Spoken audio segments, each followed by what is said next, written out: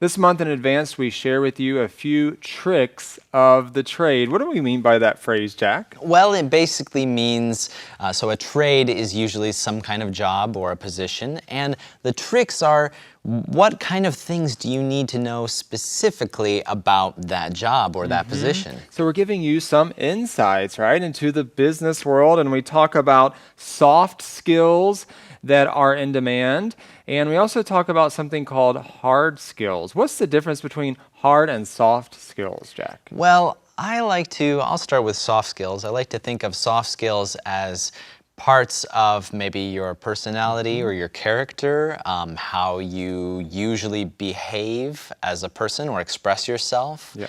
Hard skills are more like what kind of things are you trained in that you can do, like what kind of like technology or specific tasks are you good at? All right, and so our article goes into all of that, and there's a line that stuck out to me on day one, Jack. It's talking about where the focus often is in colleges.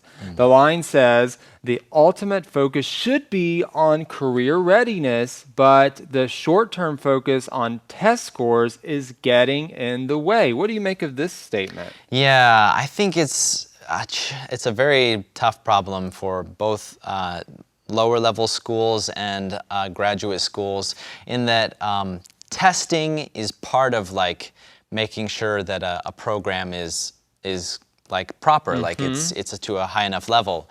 But at the same time, that kind of cycle of memorization and then on to the next test, it doesn't really change people very much. It usually just like you just memorize something and then you forget it.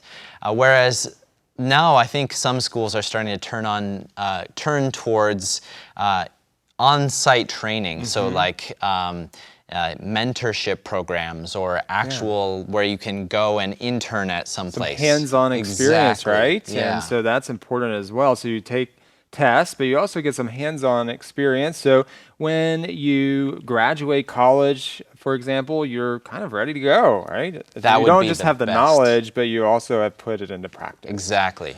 All right, Jack. Well, what are some skills that have helped you in your career personally?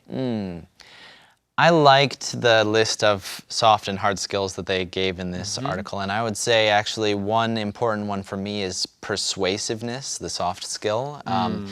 Really, the way that we present ourselves is very important, and I've had a lot of good outcomes from just being very confident, the way that I stand, look people in the eye, give them a strong handshake, come very prepared, for instance, like with very nicely printed materials, be ready for their questions.